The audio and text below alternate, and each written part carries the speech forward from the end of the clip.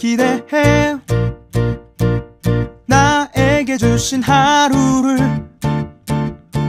때론 피곤하고 일어나기 싫고 널 깨우는 알람 소리에 짜증도 나겠지만 안녕하세요. 오늘도 푸른 말씀 김경 목사입니다. 주무시지 않고 나를 지키셨네. 오늘을 나에게 주셨네. 새 말씀 안에 주가 주신 사랑과 은혜와 능력을 오늘 우리가 함께 나눌 하나님 말씀은 누가복음 3장 23절에서 38절입니다. 예수께서 가르치심을 시작하실 때에 30세쯤 되시니라. 사람들이 아는 대로 요셉의 아들이니 요셉의 위는 헬리요, 그 위는 마따시요, 그 위는 레위요, 그 위는 멜기요, 그 위는 얀나요, 그 위는 요셉이요, 그 위는 마따디아요, 그 위는 아모스요, 그 위는 나훔이요, 그 위는 에슬리요, 그 위는 낫게요.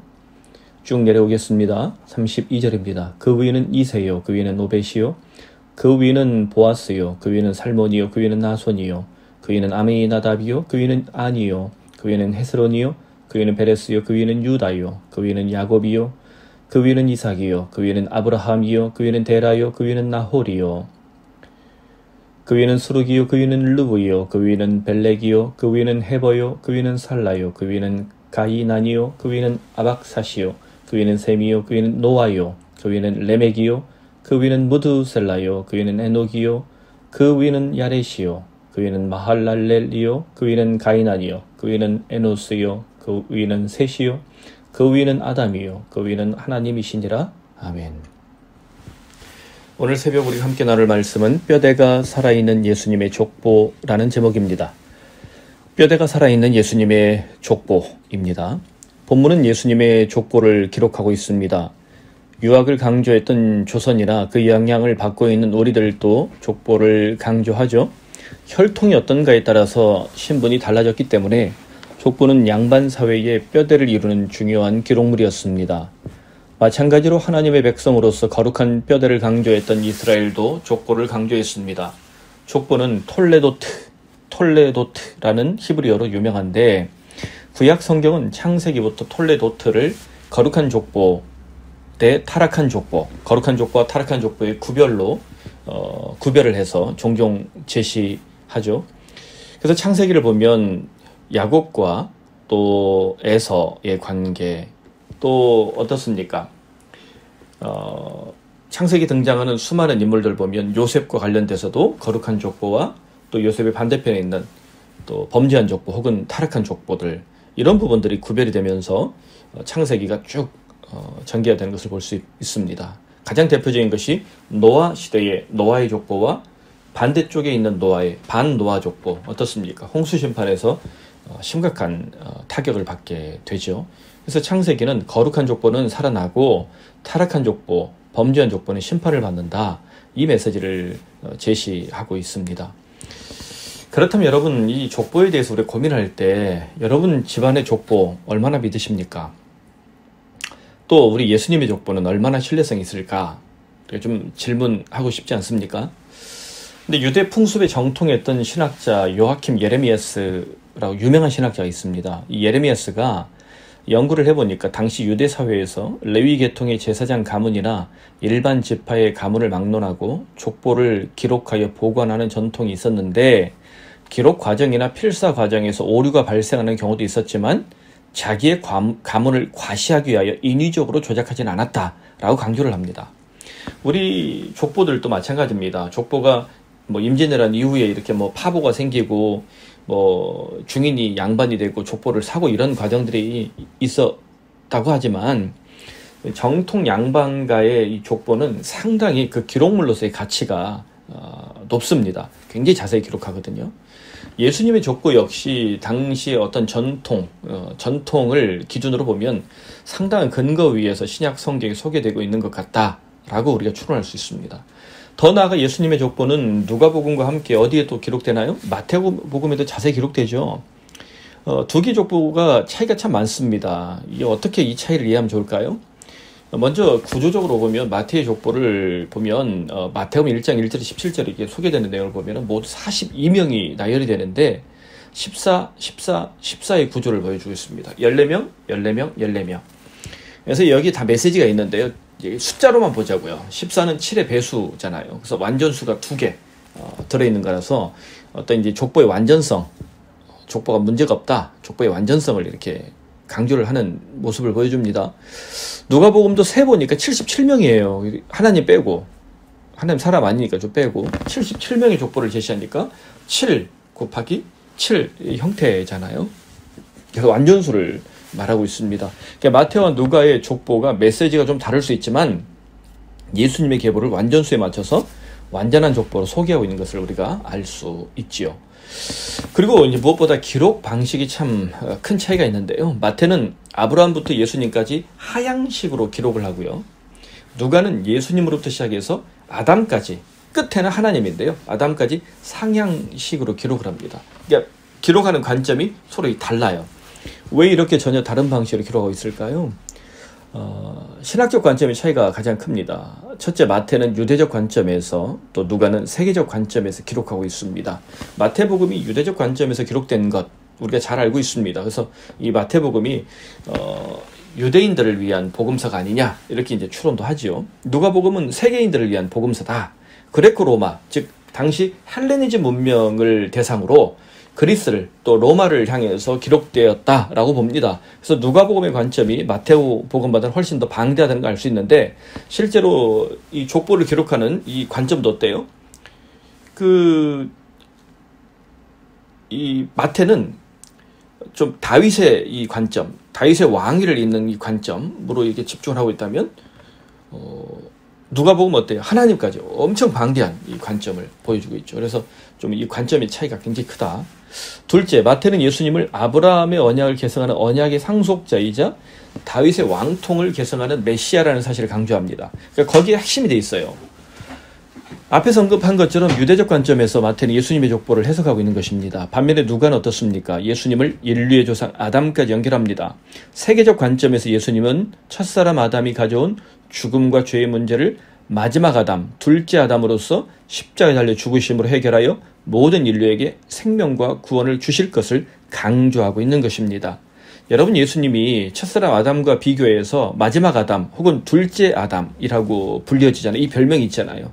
그래서 첫째 아담은 죄와 죽음을 가져왔다면 마지막 아담은 어때요? 이 죄와 죽음을 해결하여서 당시 실제 죽으심으로 인류에게 생명과 구원을 선물하시는 존재, 그런 신적 존재로 등장하잖아요. 그래서 예수님이 그렇게 신적 존재로 인정이 되려면 예수님의 족보가 궁극적으로 누구에게 꽂혀야 됩니까? 하나님께 연결돼야 합니다. 그래서 요한복음 1장부터 18장까지 하나님께, 그는 근본 하나님의 본체시나 라고 해서 하나님께로 직접 연결하는, 족보와 상관없이 그 정체성을, 신적 정체성을 연결하고 있죠. 그렇다면 여러분, 예수님의 족보를 보면서 어떤 느낌이 드십니까? 무엇보다 뼈대가 있는 족보를 지키는 것이 중요하다는 생각이 들지 않습니까? 마태나 누가나 예수님의 족보를 기록하면서 그 시대의 믿음의 사람들을 소개하고 있습니다. 예수님의 족보에 이보다 훨씬 더 많은 사람들이 있었겠죠. 하지만 어떤 사람들을 기록하고 있다? 하나님의 말씀을 따라 신앙생활을 잘한 사람들입니다. 오늘 우리들에게 적용하면 어떻습니까? 먼저 우리 가정이 거룩한 뼈대가 살아있는 믿음의 가문이 되기를 바랍니다. 믿음의 3대, 4대를 거친 그리스도인들을 보면 그들의 신앙이 건강하고 삶이 바른 경우 인생의 복이 쉽게 꺾이지 않는 것을 볼 수 있습니다. 오죽하면 목사들의 경우 3대, 4대째 목사 가문이다 그러면 이런 조크를 합니다. 똥밭에 굴러도 목회가 된다. 진흙밭에 굴러도 목회가 된다. 왜 그래요? 그 믿음의 유산이 3대, 4대, 5대, 6대 꾸준히 내려오고 있다는 거예요. 최근에 안타까운 소식이 있었죠. 목사들, 목사 딸들인데 이 부부가 결혼을 해서 한동대도 나오고, 그래서 첫 딸은 있는데 아이를, 두 번째 딸을 입양을 했는데 이 아이를 때려 죽였어요. 이게 얼마나 망신이 부끄럽습니까? 믿음의 유산이, 정말 뼈다가 있는 족보가 부러지고 말았다는 것을 정말 우리가 부끄럽게, 우리 모두가 부끄럽게 얘기합니다. 특별히 목사로서 저는 제 아들, 딸을 바라보면 정말 자녀들 잘 키워야 되겠다. 정말 이 아이들이 정말 좋은 믿음으로, 그리고 상식적으로, 또 사회적으로, 인격적으로 세상에서 부끄럽지 않게 살아가도록 키워야 되겠다. 정말 제 속에도 굳은 결심을 하는데요. 여러분, 오늘 우리 자녀들에게 우리는 아버지, 어머니로서 뼈대 있는 족보, 정말 좋은 믿음 생활을, 우리가 바른 믿음 생활을 물려주고 있습니까? 건물, 돈, 학벌 이런 것들 사회적으로 중요하죠. 하지만 믿음의 뼈대가 부러지면 헛된 것이 될 수밖에 없습니다. 여러분, 정말 믿음의 뼈대가 부러지면 그렇게 괴물 같은, 목사 아들, 딸이라지만 괴물 같은 이 기독교인이, 괴물 같은 이 신자가 나올 수밖에 없다는 거예요.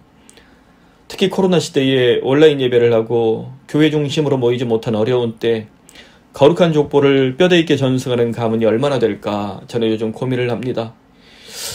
여러분, 그리고 교회적 관점에서도 이 거룩한 뼈대가 살아있는 믿음의 족보가 있다는 사실을 기억하시길 바랍니다.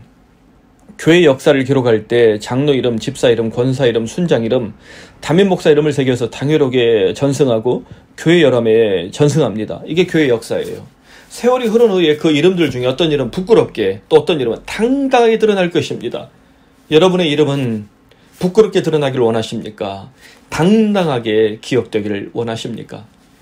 사랑하는 성도 여러분, 예수님은 내 이름을 십자가에 거룩한 비로 굳세게 새겨놓으셨다는 것을 잊지 마십시오. 주님이 못 박히신 십자가, 그 피가 뚝뚝 떨어지며 그 거룩한 피로 내 이름이 십자가에 새겨져 있습니다. 아무도 예수의 피로 새겨진 내 이름을 지울 수 없습니다. 우리는 믿음을 고백한 그 순간 뼈대가 살아있는 예수님의 족보에 새겨진 이름이 되었다는 사실을 잊지 마십시오. 그러므로 코로나 이후 누가 거룩한 뼈대가 더욱 강고하게 살아서 돌아올 것인가? 아니, 코로나 시대에 우리 모두 교회에서, 가정에서, 세상에서 뼈대가 살아있는 족보를 기록하는 예수님의 제자들 되기를 간절히 축원합니다. 하나님 아버지, 예수님의 족보를 바라보며 다시 한번 우리들 족보, 우리 신앙생활을 돌아봅니다. 우리는 정말 이 가정 거룩한 족보로 하나님을 번성하고 우리 자녀들에게 유산을 물려줄 수 있는가? 또 우리 푸른 사랑의 교회는 거룩한 족보, 정말 거룩한 믿음의 이름들이 기록되고 있는가? 아버지 하나님, 코로나 시대에 힘들고 어렵지만 뼈대가 살아있는 족보, 뼈대가 살아있는 신앙생활을 우리가 온전히 지켜낼 수 있게 하여 주시옵소서. 그래 예수님께서 거룩한 피로 십자가에 새겨놓은 우리 이름들, 하나님 아버지 부끄럽지 않게 하시고, 주여 우리 가정이 이렇게 믿음의 명문 가문이 되게 하시고, 우리 푸른 사랑의 교회, 우리 이름들이 정말 부끄럽지 않게 하나님 아버지 후 세대들에게 정말 자랑스럽게 새겨질 수 있도록 은혜를 베풀어 주시옵소서. 더 나아가 세상 한복판에 살아갈 때에, 아버지와 회사에 혹은 어디에든 내 이름이 기록될 때에 그 이름이 부끄럽지 않은 이름이 될 수 있도록 하나님 아버지와 정말 건강하고 당당한 이름이 될 수 있도록 주의 우리에게 은혜를 베풀어 주시옵소서. 거룩하신 주님, 오늘 새벽 기도합니다. 우리 모든 성도들의 가문을 믿음의 명문 가문으로 축복하여 주시옵소서. 예수님의 이름으로 기도드립니다. 아멘. 오늘 말씀을 묵상하며 여러분 우리 가정을 위해 기도하고 우리 교회를 위해 기도하며 여러분 인생을 놓고 기도하십시오. 뼈대가 살아있는 예수님의 족보를 바라보며 주여 우리 가문도 뼈대가 살아있게 하여 주시옵소서. 주여 내 일터가 뼈대가 살아있게 하여 주시옵소서. 주여 내 인생 정말 뼈대가 살아있게 하여 주시옵소서. 우리 자녀들이 뼈대가 살아있는 이 믿음의 명문 가문의 은총을 누리게 하여 주시옵소서. 우리가 기억하는 이들을 위해 함께 기도하고요. 삶이 힘들고 정말 어려운 이들을 위해 기도하며 하나님 육체적으로 곤고한 이들을 위해 기도하며 여러분 정말 이 코로나 백신과 치료제가 속히 확보되어서 우리 모든 이 한반도의 생명, 모든 사람들의 생명이 더 굳세게 지켜질 수 있도록 우리 다 함께 기도합시다.